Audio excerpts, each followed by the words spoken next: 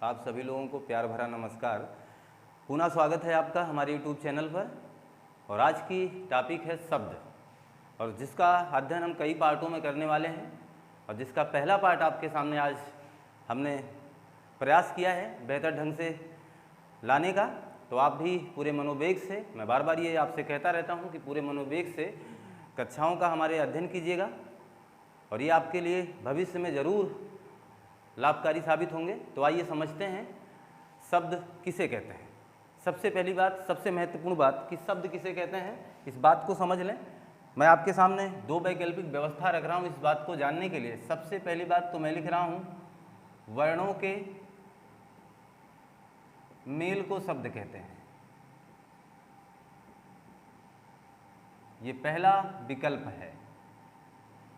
और दूसरा वैकल्पिक व्यवस्था मैं कर रहा हूं वर्णों के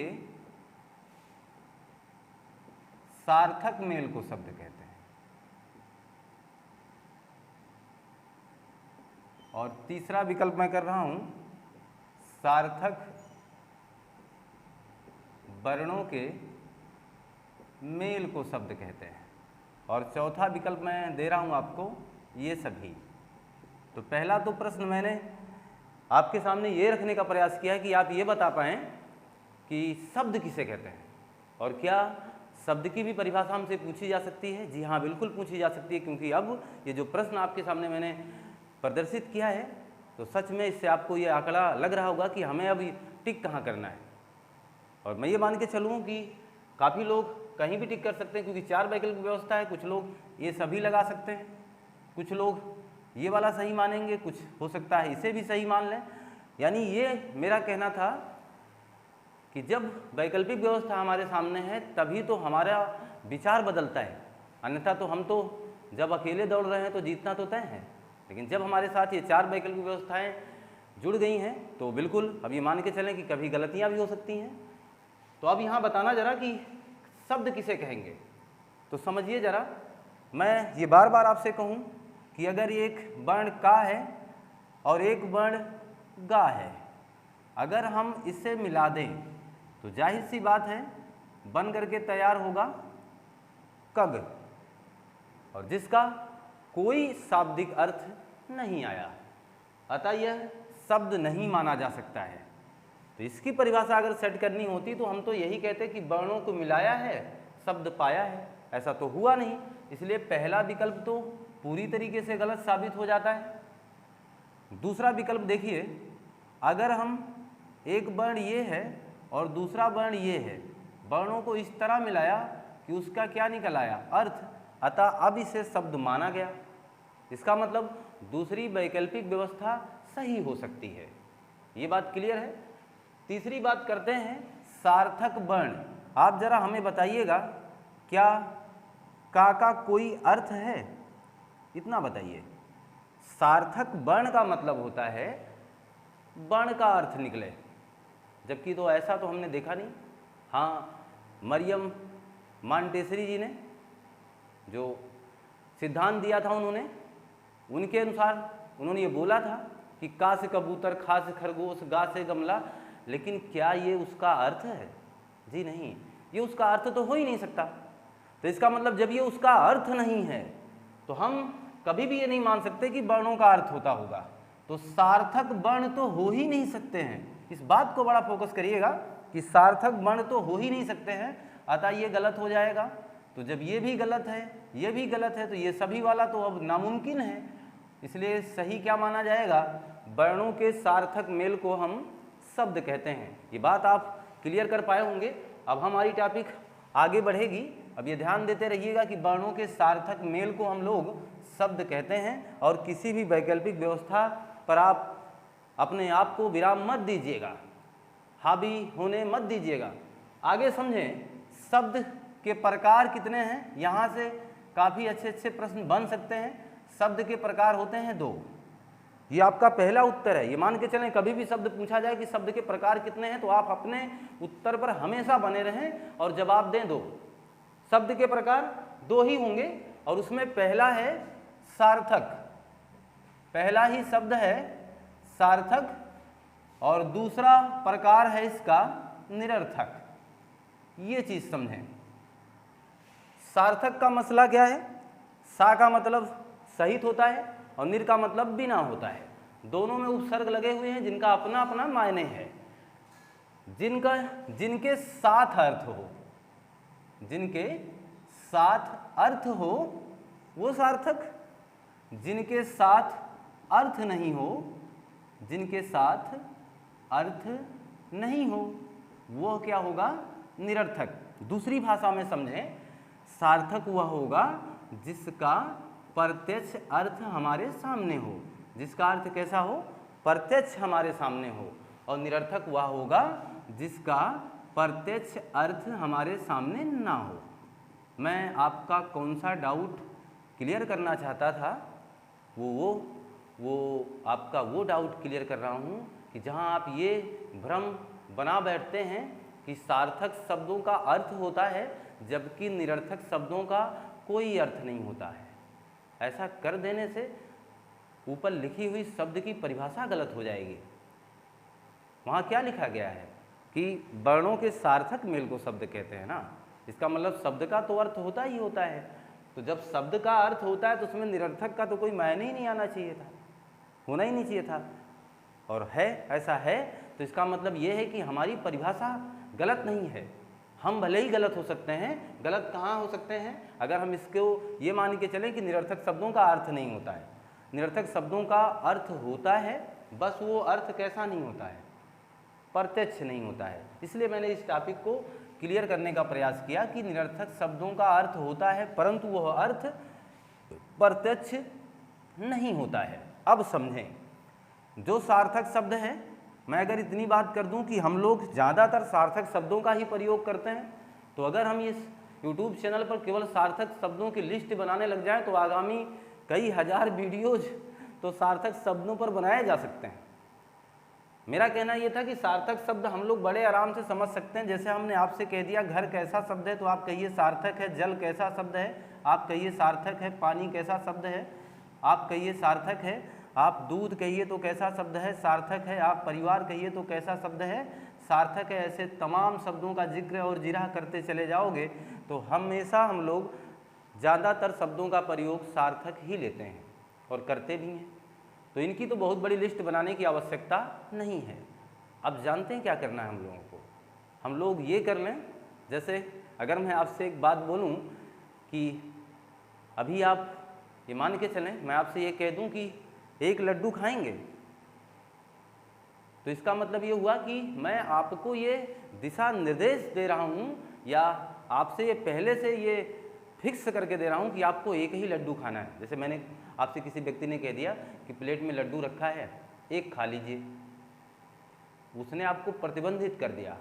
आपके मनोभाव बिगड़े हुए थे, हो सकता था आप 2-4 लड्डू खाते, लेकिन अब तरीका चेंज कर दिया, उन्होंने पहले से ही बता दिया कि एक लड्डू खाना है। अच्छा, इस बात से अगर ना समझ पा रहे हैं तो दूसरा तरीका समझें। अगर मैं कहता हूँ कि एक व्यक्ति अपने एक कान से बहरा है, तो इस प्रश्न के 2 उत्तर मैंने साथ साथ दिए हैं कि नहीं दिए हैं?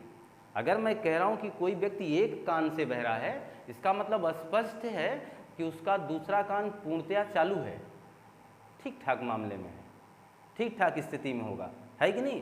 तो लगे हाथ ये मान के चलें कि हम 2-2 उत्तर एक साथ प्राप्त कर जाते हैं। कुछ ऐसे व्यवस्थाएं होती हैं। तो मैं ये कहना चाहता था कि अगर हम निरर्थक शब्दों का अध्ययन कर लें तो अपने आप हम बचे हुए समस्त शब्दों को सार्थक कह सकते हैं कि नहीं कह सकते हैं? जैसे निरर्थक शब्दों की परिभाषा जान जाए, निरर्थक शब्दों के हम लोग उदाहरण कर पाए। अगर हम लोग ऐसा कर पाते हैं तो पक्की बात है आगे चल करके हम ये कह सकते हैं कि इनके अलावा बाकी बचे हुए सारे शब्द क्या कहलाएंगे? सार्थक कहलाएंगे। ये बात से तो आप सहमत हैं ना? ठीक है, तो अब समझें जरा कि निरर्थक शब्द कौन से होते हैं। हम अपने व्यवहारिक जीवन में बहुत से ऐसे शब्दों का प्रयोग बोलचाल में, और ये कह दें कि अपनी ध्वनि की परवाह के लिए, यानी हमारी ध्वनि, हमारी बोलचाल की भाषा एक लयबद्ध हो, प्रवाहपूर्ण हो, इसके लिए हम लोग निरर्थक शब्दों का प्रयोग कर लेते हैं। और किसके साथ? सार्थक शब्दों के साथ निरर्थक शब्द हम लोग जोड़ लेते हैं।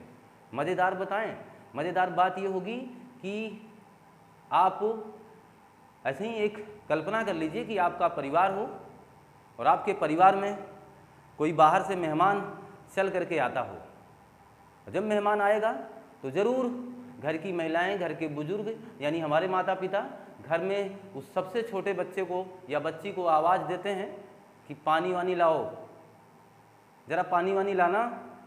ये आवाज़ आता है घर में। कभी आपने सोचा पानी तो वो लाएगी लेकिन वानी क्या आएगा? मसला यहाँ फंस जाता है। आप अपने दोस्त के साथ कहीं किसी जगह जाएं, और आज तो आप पूरी तरीके से एक मजाकिया लहजे में ही लीजिएगा। आप कहीं भी जाएं, किसी भी जगह अपने दोस्त के साथ जाएं, आपकी इच्छा खूब मिठाई खाने की है और आप पहुँचे, दरवाजे पर बैठ गए और पानी आया। आपकी नज़र उस वानी पर तब तक बनी रहेगी जब तक वानी आ ना जाए। जब तक वानी आपके सामने आ ना जाए तब तक आपका ध्यान वहीं टिका रहेगा। और कभी कभार ऐसा होता है कि हम मना भी कर देते हैं कि नहीं, हम जलपान नहीं करने वाले, हम पानी पी करके अभी तो आए हैं। ये भी बात तो हम बोल देते, अच्छा नहीं भैया पानी नहीं पियेंगे, अभी तो पी करके आ ही रहे हैं। अब सोचिए, ऐसा इनकार आपने किया है और अचानक छेना आ जाए, उस वानी में छेना रख दिया जाए। अब आप बार बार अपने आप को सोचोगे और कोसोगे कि ये मैंने क्या कर दिया। जानते हैं मैं क्या क्या बताना चाह रहा था? मैं ये बताना चाह रहा था कि सार्थक शब्दों के साथ ये लगे हुए खंड, जिसे आप पानी वानी, चाय वाय, दाना वाना ऐसा कहते हैं, ये जो प्रयोग करते हैं पानी वानी, चाय वाय, खाना वाना, दाना वाना, ये जो हमारे प्रवाह हैं, बोलने के तरीके हैं, ये वाकई में हमारे इस सार्थक शब्द का महत्व बढ़ा रहे होते हैं। तो समझना, मैं निरर्थक शब्दों के महत्वपूर्ण तथ्यों की बात कर रहा हूँ। पहली बात तो मैं ये बताऊँगा, निरर्थक शब्द के अर्थ प्रत्यक्ष नहीं होते। दूसरी बात, ये सार्थक शब्दों के साथ लगकर, सार्थक शब्दों के साथ लगकर, सार्थक शब्दों के साथ लगकर उनके महत्व को बढ़ा देते हैं। महत्व को बढ़ा देते हैं, इसका मतलब समझ में आया? महत्व को बढ़ा देते हैं इसका मतलब ये हुआ कि आप जरा ध्यान देना, जब का आप कक्षा 6, 7, 8 या 4, 5 की पढ़ाई कर रहे थे तो आपका दोस्त आपसे कहता था कि चलो यार पानी वानी पी आते हैं। तो वो दोस्त जान रहा होता था, इनकार भी करता था आपसे कि नहीं जाओ आप पी आओ। जानते हो क्यों? क्योंकि उसे पता था हम जाएंगे तो वही नल ही चलाना पड़ेगा हमें, क्योंकि और कुछ व्यवस्था तो वहाँ मिलने वाली नहीं है। इसलिए उसे पता था कि जब आप उससे कह रहे चलो यार पानी पी आएँ, तो उस बच्चे को, उस दोस्त को आपको पता है कि नल ही तो हमें चलाना पड़ेगा, तो क्या जाएं, हम क्यों अपना टाइम लॉस करें। लेकिन आज अपने आप उसी दोस्त से कहिए कि चलो पानी वानी पी लें, तो पक्की बात है आपका वो दोस्त जरूर इस बात को समझ जाएगा कि वानी में कुछ तो खिलाएगा ये आदमी, सादा पानी तो नहीं पिला सकता। और ज़रा बताना, अगर मैं आपको सादा पानी दूं तो वो ज़्यादा महत्वपूर्ण होगा आपके लिए कि उस पानी के साथ कुछ लगा करके दूं वानी के रूप में, तो वो ज़्यादा महत्वपूर्ण होगा। पक्की बात है ना? अर्थात केवल पानी शब्द अकेला उतना काफ़ी, उतना प्रभावशाली नहीं होगा जब तक उसके साथ ये वानी ना लग जाए। ये बात क्लियर हो गई है कि सार्थक शब्दों के साथ लग करके उसके महत्व को बढ़ा देते हैं। चाय वाय यानी चाय के साथ ऊपर से जो कुछ भी दोगे ना आप, वो वाय होगा। खाना वाना, पानी वानी, ये जो कुछ भी हम प्रयोग करते हैं अपने जीवन काल में या अपनी बोलचाल की भाषा में, वास्तविकता ये है कि वो सार्थक शब्दों के महत्व को बढ़ा रहे होते हैं। क्या इतनी बात क्लियर है? बिल्कुल क्लियर है। तो हम आगे बढ़ते हैं और ये मान के चलें कि आप हमारी बात को, इस कक्षा को पूरे मनोवेग से देख रहे हैं और ठीक ठाक ढंग से समझ पा रहे हैं। ये हमारा उद्देश्य है और ये मैं मान के भी चल रहा हूँ कि आप ऐसा कर पा रहे हैं और कर भी ले जाएंगे। आगे देखिएगा, मैं बात क्या करना चाहता हूँ कि अगर सार्थक निरर्थक शब्दों की अच्छी खासी समझ, अच्छी खासी पकड़ हम लोग बना पा रहे हैं, तो इसका ठीक मसला है कि हम आगे चल करके इनके अन्य तमाम प्रकार के उदाहरणों को अच्छे ढंग से समझ लेते हैं। पहली बात तो ये मान के चलें, निरर्थक युग्म कैसे कैसे हो सकते हैं। पहला तो सार्थक के साथ निरर्थक लगा रहेगा, उसका उदाहरण आपके सामने मैं रखूंगा। सार्थक के साथ निरर्थक लगा होने का मतलब क्या है? जैसे पानी सार्थक था और इसके साथ क्या लगा, वानी। वो महत्व वाली घटना याद रखिएगा, वो मज़ेदार बात अपने साथ समाहित रखिएगा। इस क्लास का पूरे मनोवेग से अध्ययन करें, लाइक करें, सब्सक्राइब करें, शेयर करें। ज़रूर ये हमें आप मोटिवेट करते रहें, हमारे चैनल का हौसला बढ़ाते रहें और हम आपसे पूरी विश्वास और तन्मयता के साथ जुड़े हैं, आपका नुकसान नहीं होने देंगे सिवाय फायदे के। तो समझे जरा। तो सार्थक निरर्थक युग में आ जाएगा पानी वानी, और जैसे अभी हमने लिखा था चाय वाय, खाना वाना, ऐसे करके। और ये सार्थक निरर्थक का युग्म है। युग्म का मतलब जोड़ा, ये पानी ये वानी। पानी का अर्थ समझते हैं हम और वानी का अर्थ हमें बाद में पता चलता है कार्य की समाप्ति के बाद। जब वो चीज़ आपके सामने आ चुकी होगी तो बाद में आप जान पाएंगे कि अच्छा वानी का मतलब बिस्किट था, अच्छा वानी का मतलब बर्फ़ी था, अच्छा वानी का मतलब लड्डू था, अच्छा वानी का मतलब छेना था। वो व्यवस्था के ऊपर निर्भर करता है कि आपको वानी में क्या मिलने वाला है और आप क्या सोच करके गए हैं और आपको क्या खिलाया जा रहा है। वो बात की बात है, जब वो चीज़ आपके सामने आएगी तब अर्थ जान पाएंगे। इसलिए तो मैंने कहा था ना, इसका अर्थ प्रत्यक्ष नहीं होता है। वो तो पहले ही बात हमने बोला था। अब देखिएगा, सार्थक के बाद आएगा निरर्थक युग में। निरर्थक युग में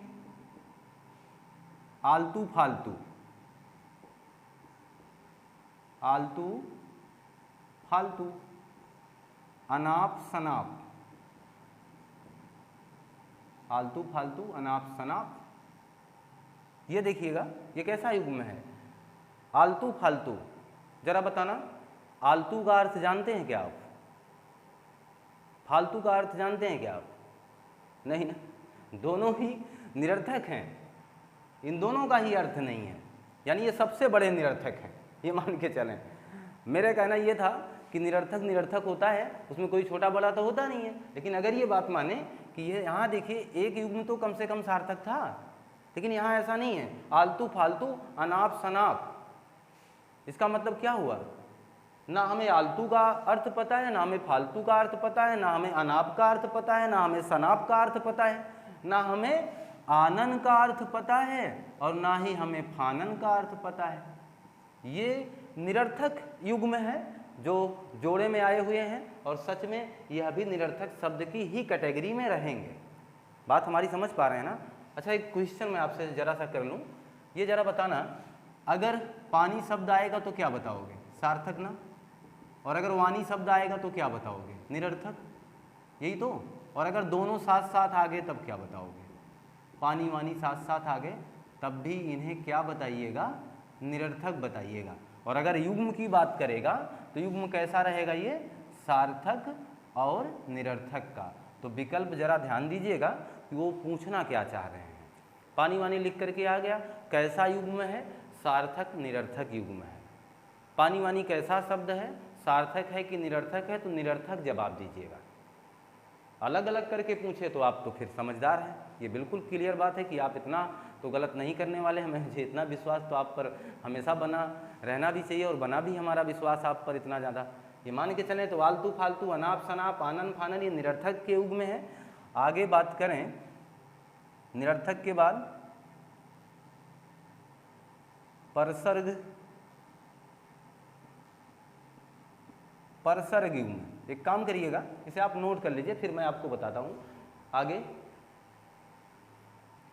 तो अब देखिएगा परसर्ग युग में, परसर युग में, परसर युग में कौन क्या आएगा? कभी ना कभी, कभी ना कभी, आज नहीं तो कल, आज नहीं तो कल। इस बात को भी जरा समझ लें।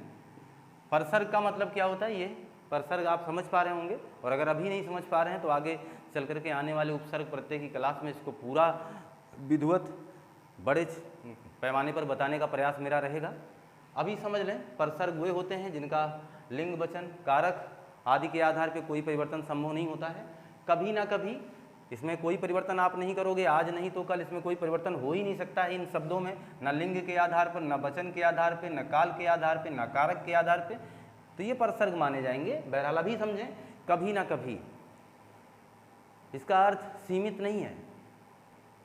तो सीमित अर्थ तो होता है सार्थक शब्दों का। वहाँ जहाँ आपने निरर्थक शब्द लिखा हुआ है वहाँ एक पॉइंट और भी बढ़ा सकते हैं आप। निरर्थक शब्द जहाँ भी आपने अंकित किया है वहाँ लिख सकते हैं इनका अर्थ सीमित नहीं होता है, यानी इनकी अर्थ की सीमा नहीं होती है। सीमा इसलिए नहीं होता क्योंकि अभी हमने आपसे बता दिया था कि वाणी के स्थान पे कुछ भी हो सकता है। इसका मतलब सीमित दायरे में तो ये कतई नहीं है। अर्थ इनका काफ़ी ज़्यादा है, तो इनके अर्थ सीमित नहीं है। कभी ना कभी, आज नहीं तो कल। अरे आप बात नहीं करते, ये मामला आज नहीं तो कल ज़रूर निपट जाएगा, कभी ना कभी हम ज़रूर आपसे मिल पाएंगे, ये आप ही तो बोलते हैं। कभी ना कभी, इसका मतलब ये सीमित नहीं है मामला। कभी ना कभी का मतलब पता नहीं कितनी बड़ी कल्पना आप अपने दिल में सजोए बैठे हैं। वो संभव है कि पूरा ही ना हो, वो संभव है कि पूरा हो। ये सारा मसला वो तब डिसाइड होगा जब ये कभी ना कभी आपके सामने आएगा, जब ये अवसर आपको प्राप्त होगा। तो कभी ना कभी और आज नहीं तो कल, इन तमाम बातों पर चर्चा करने के बाद मैं आपको बताऊं, दूसरे युग्म पर ले चलता हूं जिसका नाम है समाहार युग्म। समाहार युग्म, ये भी सार्थक निरर्थक, ये सारा मामला निरर्थक शब्दों की बात मैं कर रहा हूँ क्योंकि मैंने कहा है कि जब मैं निरर्थक बता करके समाप्त करूँगा तो मैं उसके ठीक बाद आपसे कह दूँगा कि अब जितने शब्द बचे हैं सब के सब सार्थक हैं, तो निरर्थक को ही हम सीख पाएँ। समाहार युग्म जैसे कपड़ा लत्ता, दाल रोटी, चाय पानी। आप जरा देखो, ये भी सार्थक, ये भी सार्थक, ये भी सार्थक, यह भी सार्थक, यह भी सार्थक, सब आपको सार्थक नजर आ रहे होंगे, लेकिन फिर भी इसे निरर्थक में क्यों शामिल किया गया? इस मसले को समझ जाइए आप, ध्यान देना। क्या दाल रोटी का मतलब केवल दाल रोटी है? क्या चाय पानी का मतलब केवल चाय पानी है? यही मैं बताना चाह रहा था। मैंने कहा कि अगर ये सार्थक हैं तो इनके अर्थ सीमित होने चाहिए। जैसे समझिए, अगर मैं आपसे कह दूं कि मैं आज आपको चाय पिलाऊंगा, तो पक्की बात है आप दूध की कल्पना तो कतई छोड़ दो हमसे, फिर हम आपको चाय ही पिलाने वाले हैं, इससे ज़्यादा कुछ नहीं करने वाले हैं।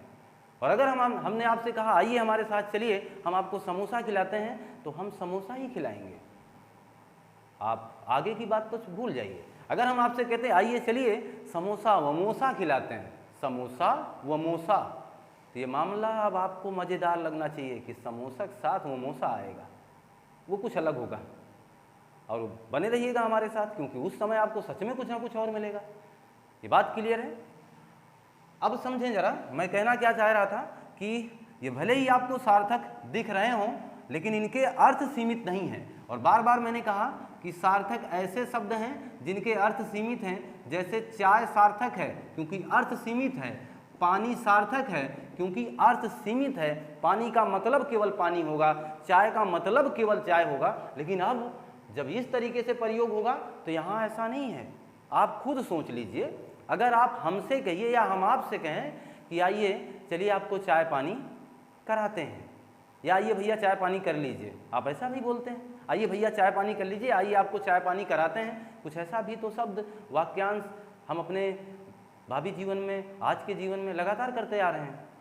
आप जान ही रहे होंगे उसके अर्थ क्या होते हैं ना। चाय पानी का मतलब अब आदमी क्या क्या पिलाएगा, क्या क्या खिलाएगा, वो जितनी सेवा कर जाए आपकी उतनी कम है। तो इसके तो अर्थ बहुत बड़े हो गए भैया। चाय पानी का मतलब अब ये मान के चलना वो आपको खाना भी खिला सकता है, और अक्सर ऐसा होता है। आप अपने मेहमान को कहते हो भैया कभी आइए हमारे यहाँ चाय पानी ही कर लीजिए, तो क्या आप उसे चाय और पानी पर ही छोड़ देते हैं?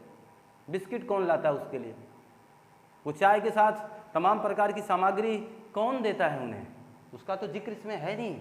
इसमें तो हमने केवल चाय की बात की है, पानी की बात की है। बताओ जरा, कौन अपने मेहमान को चाय का प्याला देता होगा और दूसरे हाथ में पानी का गिलास कि लीजिए मिला मिला के पीजिए?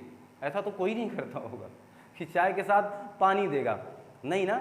चाय के साथ कुछ अलग व्यवस्था होगी, पानी के साथ कुछ अलग व्यवस्था होगी। यानी ये दोनों जब आपस में मिले हैं तो बहुत बड़े अर्थ को अपने अंदर छुपा करके लाए हैं। यानी इनका अर्थ सीमित नहीं है, इसलिए समाहार युग्म में शामिल है। समाहार का मतलब होता है ऐसे शब्द युग्म जिनके अर्थ काफ़ी दूर तक चले जाएं। आप जब समास पढ़ेंगे तब हम वहाँ आपको बताएंगे द्वंद्व समास में कि समाहार क्या चीज़ होता है, और समाहार होता है तो उसमें भी द्वंद्व समास होगा। वो प्रक्रिया वहाँ समझ में आएगी। अभी फ़िलहाल इतना समझ पा रहे हैं ना, जिस तरीके की बात चल रही है वो चीज़ मुझे लगता है कि आशा करता हूँ कि आप समझ पा रहे हैं। एक उदाहरण और मैं इससे भी आपका मामला क्लियर कर सकता हूँ। ये मान के चलें हिंदी को एकदम मनोरंजन की भांति अपने ज़िंदगी में शामिल करें और अपनी तैयारी को बेहतर आयाम तक पहुंचाएं। बहुत ज़्यादा सीरियस होने की आवश्यकता यहाँ नहीं है। कुछ टॉपिक हिंदी की ऐसी हैं जिसे हम लोग हंस हंस के सीख सकते हैं, हंस हंस के सीख सकते हैं। जैसे कपड़ा लत्ता की बात कर रहा हूँ, आप कपड़ा का अर्थ भी जानते हैं, लत्ता का भी अर्थ जानते हैं, ये बिल्कुल मुझे पता है, आप ये बात जानते हैं। बस इतना अंतर है, अगर मैं आपसे कहूँ कि कपड़ा किसे कहेंगे और लत्ता किसे कहेंगे, ज़रा दोनों में अंतर बताइए हमें, तो मुझे लगता है कि हर व्यक्ति यही इतना अंतर बताने वाला है कि कपड़ा थोड़ा ज़्यादा ठीक होगा, लत्ता खराब हो चुका है। यानी कपड़ा का बेकार रूप क्या होगा, लत्ता होगा। जी हाँ बिल्कुल, अगर हम अलग अलग जगहों पर रखें कि लत्ता का क्या मतलब होता है, तो मुझे लगता है कि हर वो व्यक्ति ये बात बोलेगा कि लत्ता का मतलब होता है कि कपड़ा का खराब वाला हिस्सा वो लगता है। लेकिन यहाँ क्या कहना है हमारा है, यहाँ हम ये कहना चाह रहे हैं कि मान लीजिए वो खराब वाला हिस्सा लगता है, लेकिन कपड़ा क्या है, तो कपड़ा का भी तो आप अलग अर्थ बता पाओगे, बिल्कुल क्लियर है। लेकिन जब ये दोनों एक साथ आ गए, अब जरा बताना इसके महत्व को कहाँ पहुँचा देने वाले हैं। क्या इसका अर्थ अब सीमित रह गया? नहीं सीमित रह गया। कैसे जान पाओगे? किसी वाक्य प्रयोग के माध्यम से अपने दैनिक जीवन में प्रयोग कहाँ इसका करते हो, वहाँ से आप इसे सीख पाओगे। एक बेहतर उदाहरण मैं आपके सामने रख रहा हूँ, समझना जरा और इसको लाइकली लीजिएगा। जैसे ये मान के चलें कि पति पत्नियाँ, पति और पत्नी, और पति पत्नी इसलिए बोला क्योंकि ये सबके लिए बात है। पति और पत्नी में झगड़ा हो जाए, अक्सर होता ही है, पति और पत्नी में झगड़ा हो जाए, अनबन हो जाए किसी भी बात को लेकर के, तो जरा बताना, मुझे लगता है पति हावी हो जाएगा, पत्नी ज़्यादातर हारी जाती हैं या हार मान लेती होंगी, और वो गुस्से में कहाँ जाएंगी? भाई हार तो भलेगी, गुस्सा थोड़ा कम हो जाएगा उनका ना, वो कहाँ जाएंगी? पक्की बात है सबके मन में ये उत्तर आ गया होगा कि अगर वो नाराज़ होंगी तो सीधा मायके जाएंगी कि हटाइए, हम यहाँ सब कुछ छोड़ छाड़ के जा रहे हैं मायके अपने, आप यहीं रहिए। ये कौन बोलेगी? वो पत्नी बोलेगी ज़रूर। तो पति भी उस समय पूरी नाराज़गी में है, कहाँ रोकना चाह रहा है, जा जा निकल जाइए, हमें कोई मतलब नहीं है, ये पति बोलेगा। और अब बताना पत्नी क्या करने वाली है? जरूर जाने वाली है। पति गुस्से में ये उससे जरूर कहेगा उठाओ अपना कपड़ा लत्ता और निकलो यहाँ से। आया ना? ये टॉपिक कहाँ पहुँची? वहाँ पहुँची। पति अपने पत्नी से गुस्से में बोलेगा उठाइए अपना कपड़ा लत्ता और निकल लीजिए। तो पत्नी जरा बताना कपड़ा लत्ता में क्या क्या उठाएगी? कपड़ा उठाएगी, फटे पुराने कपड़े उठाएगी क्या? अरे लत्ता का तो मतलब अभी आपने कहा था कि फटा पुराना कपड़ा, कपड़ा तो उठाएगी, और जो लत्ता का अर्थ था उसे तो उठा ही नहीं रही है। अब जरा देखना, मैं बताऊं क्या क्या उठाएगी। वो अपना बैग लेगी, कपड़े लेगी, जरूरी श्रृंगार के सामान तो कतई नहीं भूलेगी, और महत्वपूर्ण बात बताऊं, जो 3 महीने का बच्चा है ना उसको भी उठाएगी। अब जरा सोचना लत्ते में क्या क्या शामिल हो गया। लत्ते में उसके कपड़े के साथ साथ उसका जो नन्हा सा प्यारा सा जो बच्चा है, जो 3 महीने 4 महीने का है, वो क्या साबित हो गया है इस वाक्यांश के अर्थ में? लत्ता। आप समझ पाए? यानी ये बहुत बड़े अर्थों को अपने अंदर समाहित रखते हैं, और बाद में जाकर के पता चलता है कि अच्छा मामला ये था कि कपड़ा लत्ता का मतलब ये था कि लत्ता में अन्य जो कुछ भी वो ले जाएगी कपड़े के साथ वो सब लत्ता होगा। ये बात क्लियर हो गई है? अब ये आप समझ पाए होंगे। समाहार के बाद मैं एक युग्म दूसरी चर्चा कर लूँ, विलोम युग्म। विलोम युग्म जैसे कई रातों और कई दिनों, तो रात और दिन लिख दिया हमने, कई रात। ऐसे आप कहते नहीं बहुत से रात और दिन बीत गए, इसका हम अभिप्राय केवल रात और दिन बीतने से नहीं था, उस रात दिन की तमाम प्रकार की हो रही समस्याओं और तकलीफ़ों को जोड़ करके ये मसला था। ये बात क्लियर हो गई होगी। तो रात दिन का ये बात। अब आगे देखिएगा, रात दिन जैसे कहीं लिखा जाए आगे पीछे ऊपर नीचे, ये सारा मामला निरर्थक में ही आएगा। और ये ध्यान दीजिएगा, और निरर्थक के अंतर्गत कौन से युग्म में शामिल किया जाएगा? विलोम युग्म में। ये बात क्लियर है। तो परसर युग्म, समाहार युग्म और एक हो गया विलोम युग्म। एक और है इसमें पुनरुक्ति युग्म। पुनरुक्ति का मतलब होता है एक अलंकार आप पढ़ेंगे, पुनरुक्ति प्रकाश अलंकार। वो जो अलंकार है पुनरुक्ति प्रकाश अलंकार, उसमें ये होता है कि एक जैसे शब्द दो बार आ जाएं, लेकिन दोनों बार शब्दों का अर्थ वही रहेगा। अलग हो जाएगा तो फिर तो यमक अलंकार हो जाएगा ना। फिर दोनों बार शब्दों का अर्थ एक ही रहेगा। जैसे रात रात, रात रात भर हम सोते नहीं हैं, दिन दिन भर हम, ये देखिए रात रात भर हम सोते नहीं हैं, दिन दिन भर हम सोते ही रहते हैं। ये जो मसला है, हम आपके साथ साथ रहना चाहते हैं, हम आपसे बात बात पर नाराज हो जाते हैं। ये जो वाक्यांश है, वाकई में ये जो शब्द खंड हैं, जो शब्द हैं, सच में इनका अर्थ कहीं इनसे ज़्यादा है। और जो अर्थ ज़्यादा वाला होगा वो निरर्थक में शामिल होगा। तो मैं आशा करता हूँ कि आप निरर्थक युग्मों को अच्छे ढंग से समझ पाए होंगे। कोई डाउट होगा तो ज़रूर कमेंट करिएगा, मैं उस डाउट को ज़रूर क्लियर करूँगा, अपने आगामी कक्षा में क्लियर करूँगा। लेकिन आप अपने डाउट को हमेशा क्लियर करते रहें। आगे समझिएगा, एक महत्वपूर्ण बिंदु इसमें और रह गया है, उस पर चर्चा कर देता हूँ। चर्चा ये है कि उसको पॉइंट बना के आप नोट कर सकते हैं। निरर्थक की बात हो चुकी है, उसी में एक जगह आप लिखिएगा एक पॉइंट कि समस्त ध्वनियाँ, स्टार बना लीजिएगा कि महत्वपूर्ण बात है, समस्त ध्वनियाँ निरर्थक होती हैं। समस्त ध्वनियाँ निरर्थक होती हैं। जैसे कोई भी आवाज़ हो, आप मार्केट से गुजर रहे हैं, पी पा पू, ऐसे तमाम प्रकार की आवाज़ें आती हैं, पी पा पू, ये सारी जो आवाज़ें हैं ये सब की सब निरर्थक हैं। पायल की आवाज़ जो छम छम है ना, चूड़ी की आवाज़, कंगन की आवाज़, जो भी आप घर में और अन्य तमाम प्रकार की आवाज़ें सुन पाते हैं, सब के सब क्या हैं? निरर्थक हैं। इस बात को मान के चलें। वो इसलिए कह रहा हूँ निरर्थक है क्योंकि उनका अर्थ आपको पता नहीं है, बाद में आप जान पाओगे कि इस अर्थ का क्या मसला था।